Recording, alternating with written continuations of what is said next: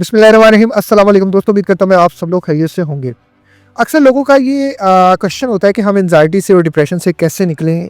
इस पे तो मैं बहुत सी वीडियोस बना चुका हूँ, लेकिन कौन से लोग हैं जो नहीं निकल पा रहे और क्यों नहीं निकल पा रहे, इस वीडियो के बाद आप जान जाएंगे। कुछ लोगों को लगता है कि शायद वो मेरे से कोचिंग लेंगे या मेरा टाइम लेंगे तो वो अपने आप को बदल सकेंगे, क्योंकि मैंने बहुत ज़्यादा मेहनत की अपनी लाइफ को ट्रांसफॉर्म करने के लिए, तो शायद वो मुझसे बात करके ज़िंदगी को बदल सकेंगे। तो आज इस वीडियो में मैं आपका ये कॉन्सेप्ट भी क्लियर कर देता हूँ। ज़िंदगी में कोई भी चीज़ आपको बाहर से एक हद तक जो है ना वो मोटिवेशन दे सकती है, एक हद तक असरअंदाज हो सकती है। आज मैं जो आपके साथ ये वीडियो में 1-on-1 कोचिंग का एक जो है वो मैं आपके साथ एक केस स्टडी शेयर करने वाला हूँ कि मैंने एक 1-on-1 कोचिंग में एक लड़की को, एक 27 साल लड़की को कोच किया, जिसको बहुत ज़्यादा घर में जो है ना वो नेगेटिविटी रहती थी, गुस्सा रहता था, हर किसी से लड़ती रहती थी, सोशल एंजाइटी थी, ज़ीरो मोटिवेशन थी, कोई रूटीन नहीं थी, पूरी रात मोबाइल, पूरा दिन मोबाइल। और घर के हालात ऐसे थे कि घर में कोई कमाने वाला नहीं था। एक वालदा थी जो फैक्ट्री में काम करती थी और 2 छोटी बहनें थीं जो बेचारी स्कूल जाती थीं, और बाकी वो जो दोनों थी वो घर में कपड़े भी सिलाई करती थी। चूँकि ये उनसे बड़ी बहन थी तो ये कुछ भी नहीं करती थी, ये घर में हर वक्त बस लेटी हुई है और हर इंसान से लड़ रही है, हर इंसान से। मुझे अम्मी ने ये कह दिया, मुझे बहन ने ये कह दिया, और जो है वो मेरी इससे नहीं बन रही, मेरी उससे नहीं बन रही। रेगुलरली बेसिस पे मुझे इनके बहुत ज़्यादा जो है वो वॉइस मेल्स आते थे, मैसेजेस आते थे। फिर मैंने फ़ैसला किया कि मैं जो है ना इनको कोच करता हूँ। अब इस सब में ना कोई एजुकेशन है, मतलब एजुकेशन भी इन्होंने छोड़ दी। 8वीं क्लास के बाद ये स्कूल नहीं गई। उसकी एक बहुत बड़ी रीज़न जो इन्होंने बताई वो ये था कि मुझे टीचर जो है वो बहुत ज़्यादा डांटती थी, बिला वजह मेरे से लड़ती थी, बिला वजह जो है वो हर चीज़ पे मुझे निशाना बनाया जाता था। फिर एक जगह पे जॉब की, उस जॉब पे भी ये बहुत ज़्यादा लड़ती थी और इनका वहाँ भी यही था कि जो मैनेजर था वो मुझे बहुत ज़्यादा काम कहता था और बाकी सब बैठे रहते थे। इसके अलावा जो घर में बहनें थी उनके साथ भी ऐसा ही था कि जैसे इनके बकौल इनकी जो वालदा हैं वो इनकी छोटी दोनों बहनों से बहुत ज़्यादा प्यार करती हैं और इनसे कोई प्यार नहीं करती। इनके एक मंगेतर थे जो जिनकी अपनी एक शॉप थी और वो इनके खालाजाद थे, ये उनसे कोई बातचीत नहीं करती थी और वो पिछले कोई 7-8 साल से पीछे पड़े हुए थे शादी के लिए और ये शादी नहीं कर रही थी। अम्मी की ये रूटीन थी कि वो सुबह 9 बजे जाती थी और रात को 5 बजे आती थी। अब अम्मी इनकी जो थी वो बहुत ज़्यादा गुस्से में रहती थी, बहुत ज़्यादा मतलब लड़ती झगड़ती बकौल इनके। अब जब वालदा से बात की तो वालदा को सुना गया, तो मैंने वालदा की जब जो उनकी मैंने सारी चीज़ें देखी। एक तो उस बेचारी लेडी को वो बेवा, एक ब्लड प्रेशर, एक शुगर का मसला, लीवर का मसला और काला मोतिया। इसके अलावा जो है वो एक टांग उनकी छोटी बड़ी, और एक वैसे भी इंसान को डिप्रेशन होता है, टेंशन होता है। एक औरत अकेली इतना सब मैनेज कर रही है और घर में कोई ऐसा सच उसके लिए कोई हेल्पिंग हैंड नहीं है। मैंने जब पहले दिन की स्टोरी सुनी तो हमारी तकरीबन 2.25 घंटे बात हुई। 2.25 घंटे मेरी अम्मी ऐसे करती हैं, मेरी बहनें ऐसे करती हैं, ये मुझे टॉर्चर करती हैं, ये कोई ऐसी नेगेटिव बात करती हैं, इनकी वजह से मेरा सारा मूड ख़राब हो जाता है, इनकी वजह से मुझे ये होता है, इनकी वजह से ये होता है, इनकी वजह से होता है। अम्मी को अकल नहीं है, मेरी बहनों को अकल नहीं है, ये सब मेरे दुश्मन हैं, ये सब मुझे पागल खाने तक लेके जाना चाहते हैं, सब मुझे पागल करना चाहते हैं, सबकी बातें मुझे बहुत ज़्यादा हर्ट करती हैं। मैं सबकी बातों को सोचती रहती हूँ, ये सब पागल हैं, मैं पागल नहीं हूँ, मैं इनसे निकलना चाहती हूँ, मैं इनकी जो है ना इनकी तरह के किसी इंसान के साथ जो है ना मैं शादी भी नहीं करना चाहती। मतलब मैं अपनी खालाजाद जो है ना उससे भी शादी नहीं करना चाहती। मैं इस ख़ानदान में आना नहीं चाहती। ये ख़ानदान ऐसा है, ये ख़ानदान वैसा है। अगले दिन सेम ये स्टोरी, उससे अगले दिन सेम ये स्टोरी। मैंने बहुत ज़्यादा इनको सुना, तकरीबन मेरे ख्याल से 3 वीक तक तो मैं इस बहन को कोच करता रहा। 3 वीक्स तक मैं कोई टारगेट देता था कि आपने सुबह इतने बजे उठना है, नहीं उठा। मामा ने रात को सोने नहीं दिया, बहनें रात को जो है मोबाइल पे लगी हुई थी। मतलब हर चीज़ में कोई ना कोई एक्सक्यूज़ था। 3 वीक में मुझे भी गुस्सा आना शुरू हो गया। ज़ाहिर है मैं भी इंसान हूँ, अगर मैं कहूँ जी मेरा कोई टेम्परामेंट बहुत ज़्यादा तो ये झूठ होगा, तो झूठ नहीं बोलना चाहिए इंसान को। 3 वीक तक कोच किया, फिर गुस्सा आना शुरू हो गया। वही उल्टी पुल्टी बातें थी उनकी, मैं ज़्यादा नहीं सुन सकता था। 3 महीने बाद मैंने फिर इनकी वालदा से बात की कि मैंने कहा आंटी मैं इस बहन को नहीं बदल सकता। आप कभी भी ये ना सोचिएगा कि कोई इंसान बाहर से आपको बदल सकता है, जब तक कि आप अंदर से नहीं चाहेंगे। मोरल ऑफ दिस स्टोरी यही है कि आप बहुत ज़्यादा इस चीज़ की तलाश में है कि कोई आएगा और हमें बदलेगा और हमने कुछ नहीं करना। जब आप फैक्टर्स को, लोगों को ब्लेम करते रहेंगे कि मुझे उसने रात को नहीं सोने दिया, मुझे उसने डाइट नहीं करने दी, मैं तो सुबह उठ के चाय पीना चाहती थी, उन्होंने दूध ख़त्म कर दिया, या मैं चाय नहीं पीना चाहती थी, उन्होंने चाय बना ली तो मेरा भी दिल कर पड़ा, वो मैं तो अंडा आमलेट खाना चाहती थी, उन्होंने जो है वो नान चने मंगा लिए तो मैंने भी नान चने खा लिए। ये सब बाहर से फैक्टर्स हैं, ये कभी भी एक्सक्यूजेज आपको ठीक नहीं होने देंगे। ज़िंदगी में किसी भी इंसान की अगर आप ट्रांसफॉर्मेशन की हिस्ट्री पढ़ते हैं, इवन खुद अगर आप मेरी बात मानते हैं या मेरी चीज़ें सुनते हैं, तो मेरे पास शायद आपसे भी ज़्यादा वर्स्ट हालात थे। मैंने लाइफ में करने की कोशिश की। जब आप फैक्टर्स को ब्लेम करते रहेंगे, इन्वायरमेंट को ब्लेम करते रहेंगे, मैंने इनकी वालदा को क्लियर कट बता दिया कि इनके अंदर ज़ीरो मोटिवेशन है, इन्होंने खुद कुछ नहीं करना, आप या कोई और इंसान भी चाहे इनको कुछ गाइडलाइंस नहीं दे सकता।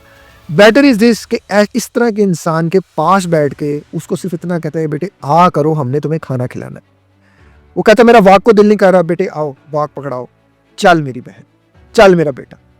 कोई भी किसी भी लेवल पे अगर माँ बाप है उनको ये करना पड़ेगा, अगर कोई बहन भाई है आपको ऐसे इंसान का हाथ पकड़ना पड़ेगा। मैं सब लोगों से एक ही चीज़ रिक्वेस्ट करूंगा कि खुदारा किसी पे कभी बोझ ना बने। आपको लग रहा होगा कि अच्छा जी ये बंदा मुझे 10 मिनट कोच कर दे, अच्छा जी मुझे 20 मिनट कोच कर दे। 10-20 मिनट की तो कोई गेम ही नहीं है यार, ये तो बहुत बड़ी गेम है। आपको बहुत बड़े ग्राउंड में खेलना है, आपको बहुत ज़्यादा एफर्ट लगानी है। बहुत ज़्यादा एफर्ट लगाना मेरा मकसद आपको डराना नहीं है, रियलिटी बेस्ड बात करनी है। क्योंकि हम बात करते हैं कि हमने अपने आप को मेंटली फिट करना है। मेंटली फिट करना एक आपकी एक ख्वाहिश है और उस ख्वाहिश के लिए आपको पूरी की पूरी कुर्बानी देनी पड़ेगी। अगर आप ये समझे कि मैं आज करूँगा, कल करूँगा, परसों करूँगा, तरसों करूँगा, फिर एक दिन करूँगा, 10 दिन छोड़ दूंगा, ज़िंदगी में कभी भी ऐसे ट्रांसफॉर्मेशन नहीं होती। ज़िंदगी में कभी भी ज़िंदगी ऐसे नहीं बदलती जैसे आप या कोई और इंसान बदलना चाह रहा है। मुझे आज भी स्टिल वर्कआउट करना पड़ता है, मुझे आज भी स्टिल अपने आप को एक रूटीन में, एक पैटर्न में रखना पड़ता है, मुझे अपने आप को मीठे से दूर करना पड़ता है, मुझे आज भी अपने हर नेगेटिव पैटर्न को पॉजिटिव करना पड़ता है। अक्सर लोग पूछते हैं जी कि आपकी ज़िंदगी में क्या स्ट्रेस आता है, क्या एंजाइटी उस तरह से होती है या नहीं होती है, क्या डिप्रेशन होता है या उस तरह नहीं होता है। देखो मैं एक ही चीज़ जानता हूँ कि जो मेरी लाइफ अभी है ना, मैं अपनी लाइफ के बेस्ट वर्जन पे हूँ। मैं अपने आप को बहुत ज़्यादा यहाँ हेल्दी महसूस करता हूँ, बहुत ज़्यादा खुश महसूस करता हूँ, बहुत ज़्यादा मोटिवेटेड महसूस करता हूँ। आल दो कि मेरे पास पहले जैसा पैसा नहीं है, आल दो कि मेरे पास पहले जैसे रिसोर्सेज नहीं है। पहले मैं बहुत ज़्यादा कमाता था, अब मैं सिर्फ इतना कमाता हूँ कि मेरे एक्सपेंस पूरे हो जाए, मुझे किसी के आगे भीख ना मांगनी पड़े। मेरे पास इन सब के बावजूद एक चीज़ है, that is piece of mind, मेरा दिमाग का सुकून। मैं समझता हूँ दुनिया की सबसे बड़ी अगर किसी चीज़ को आपने हासिल करना है ना, तो दो चीज़ें हासिल करना, एक अल्लाह से जुड़ जाना और एक अपने आप से जुड़ जाना। ये दोनों चीज़ें आपको ज़िंदगी में वो बना देंगी जो आप सोच भी नहीं सकते। मैं लोगों को जब कहता हूँ कि यार आप ये कर लो, आप वो कर लो, वो आगे से मुझे बातें सुनाने के मूड में होते हैं, मुझे इससे आगे बातें करने के मूड में होता है। अच्छा हमसे ये नहीं हो रहा, अच्छा हमसे वो नहीं हो रहा। आपने करने की कोशिश की, आपने कितने दिन किया? 1 दिन किया, 2 दिन किया, 3 दिन किया। मैं अगर कहूँ तो मैं तो 2017-18 में ठीक हो चुका था। मैं 2017-18 से लेके मैं अभी भी मीठा नहीं खाता, बहुत कम कभी कभार के लिए। मैं अभी बहुत ज़्यादा परहेज़ करता हूँ, मैं नेगेटिव लोगों से बचता हूँ।